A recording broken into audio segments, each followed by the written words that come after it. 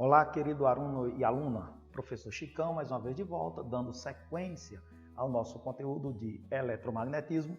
Hoje, na videoaula de hoje, número 6, vamos tratar do fluxo magnético e da lei de Lenz. Se você não viu as videoaulas anteriores, clique no card que vai aparecer aí em cima, você vai ser encaminhado para a nossa aula anterior e só ir clicando nos outros cards e assistir às aulas, todas elas. Eu peço que, se você ainda não for inscrito em nosso canal, que se inscreva, que ative o sino de notificações e que compartilhe esse vídeo e no final, se gostarem, deixe aquela curtida, ela é importantíssima para a valorização do nosso trabalho e para que ele possa ser expandido e mais pessoas possam ter acesso a ele.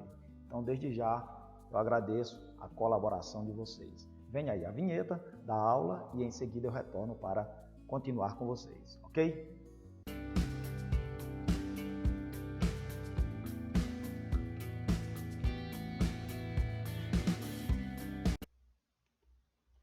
Bom, turma, então, dando sequência, inicialmente vamos lembrar o início do eletromagnetismo. Em 1820, o dinamarquês Hans Christian Ørsted verificou experimentalmente que quando a corrente elétrica fluía em um fio condutor, em torno desse condutor surgia um campo magnético. Daí os primórdios do eletromagnetismo. Corrente elétrica gera campo magnético.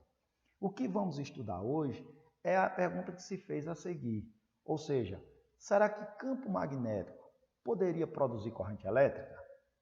E para responder essa pergunta, dois físicos simultaneamente fizeram a resposta adequada, que foi o Faraday e o americano Henry. E eles chegaram à conclusão de que, de fato, um campo magnético poderia sim gerar uma corrente elétrica, mas para isso acontecer era necessário que, através de um circuito fechado, houvesse um fluxo magnético variável. Atentem-se, o que gera a corrente elétrica é um fluxo magnético variável. Aqui surge um outro conceito, o conceito de fluxo magnético.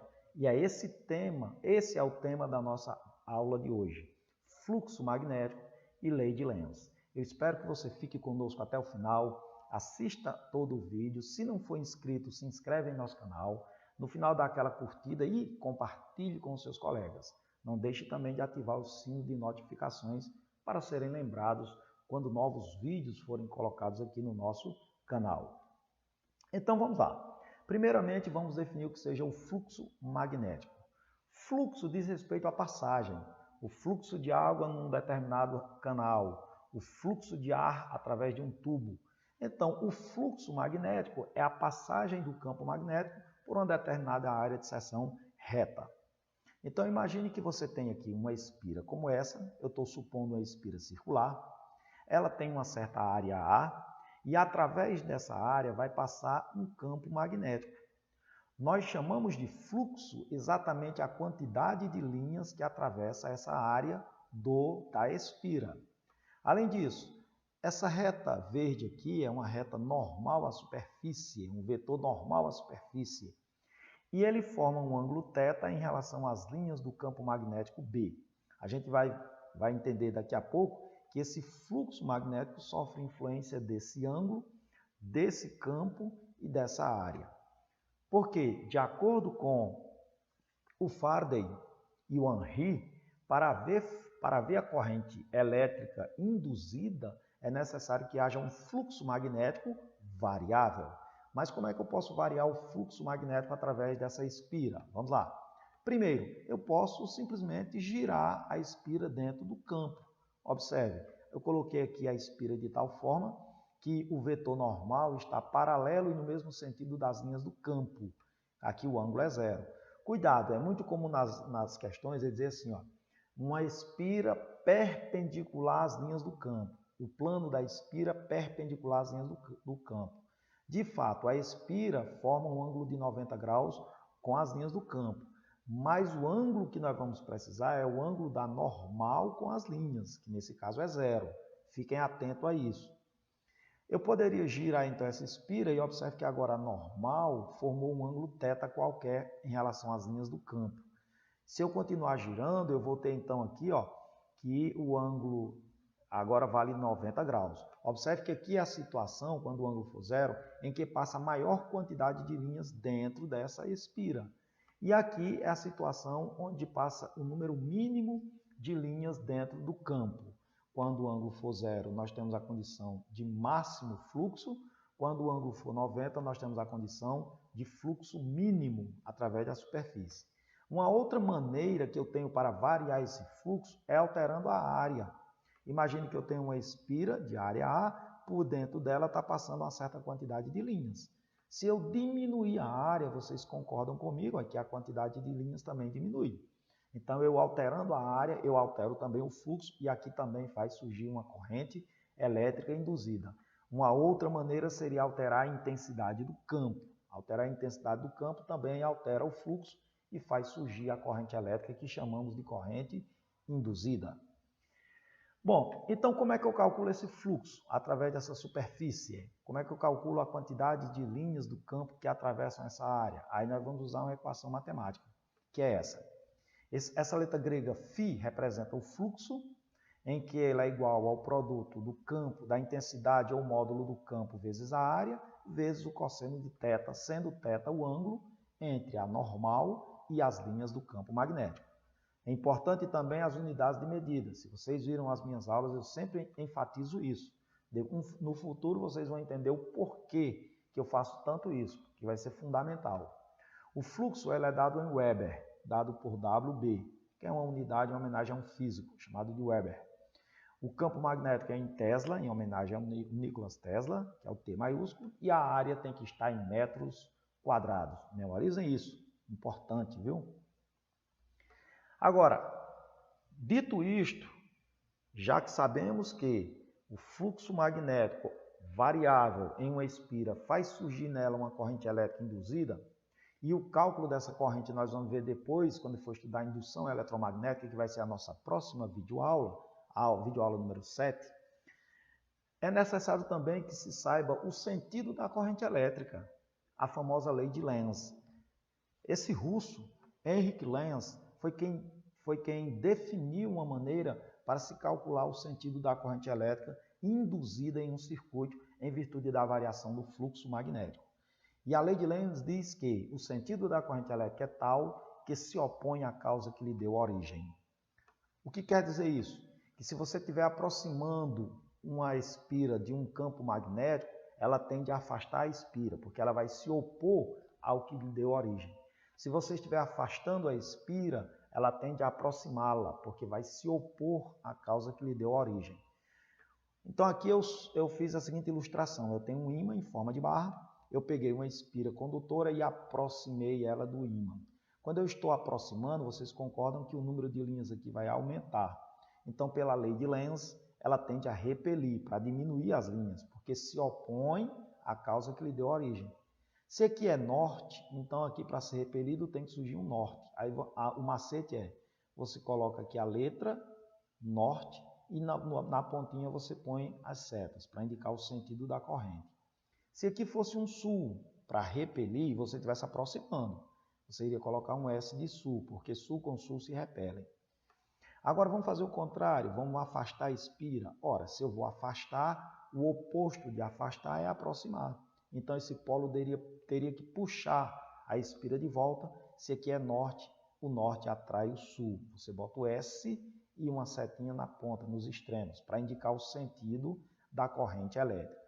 Se aqui fosse um sul, aí aqui na espira iria surgir um norte. Aí você colocaria o N com a setinha igual eu fiz aqui. E teria o sentido da corrente elétrica. Tranquilo, galera?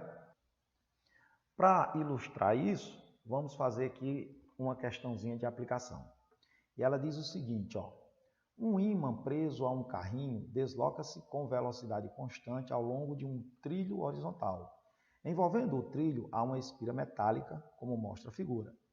Pode-se afirmar que na espira há corrente elétrica. Ora, se você tem um ímã que se aproxima da espira, então por dentro dela o fluxo magnético vai ser variável à medida que ela se aproxima, à medida que o ímã se aproxima.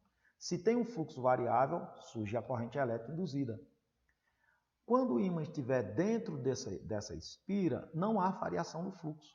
Se não há variação do fluxo, não tem corrente elétrica.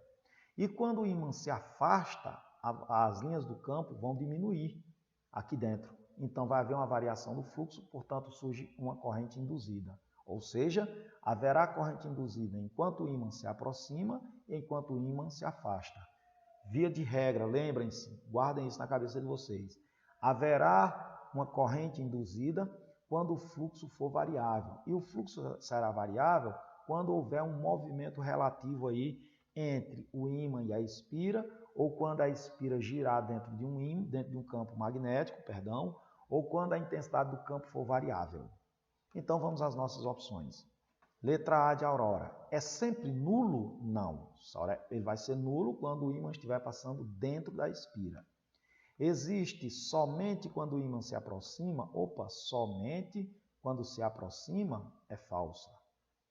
Existe somente quando o ímã está dentro da espira? Somente dentro da espira? Não. Dentro da espira o campo é nulo.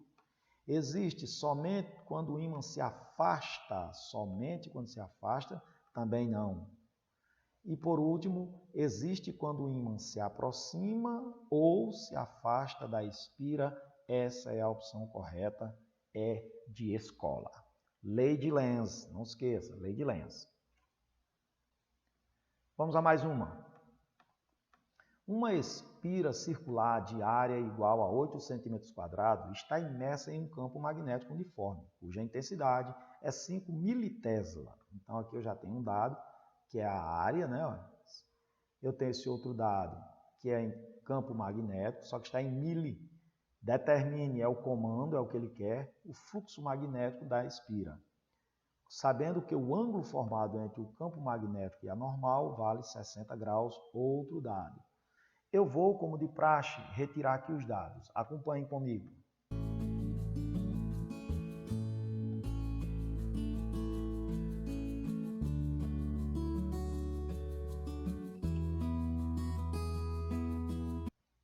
Então, eu retirei a área, que é 8 cm², o campo, que é 5 mili, mais mili é prefixo grego que indica 10 a menos 3. O ângulo 60 graus e o cosseno de 60 é 1/2. Não aparece porque 60, por ser um ângulo notável, ele subentende que você saiba quanto vale o cosseno de 60 graus.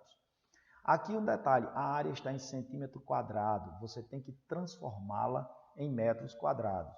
E para tanto, de centímetro quadrado para metro quadrado, você multiplica por 10 elevado a menos 4.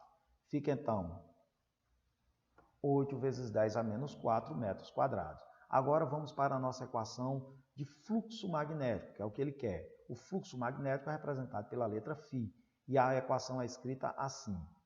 Vou tirar a letra e colocar os números, então. Vai ficar assim.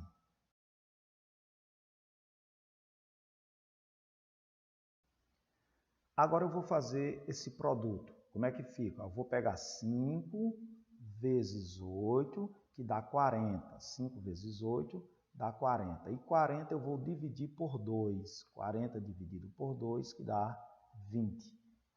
E aqui ficou multiplicação de potência de mesma base. Repete a base e soma os expoentes. Menos 3, menos 4, menos 7 e conserva o sinal. Vou escrever isso em notação científica. A vírgula que está aqui, vai andar uma casa para a esquerda, e quando a vírgula anda para a esquerda, você soma no expoente a quantidade de casas que ela andou. No caso, então, como ela andou uma casa, eu vou somar uma unidade. Menos 7 mais 1, menos 6, e a unidade é Weber. Pronto, está aí calculado a questão. Pessoal, era isso que tínhamos para essa nossa videoaula.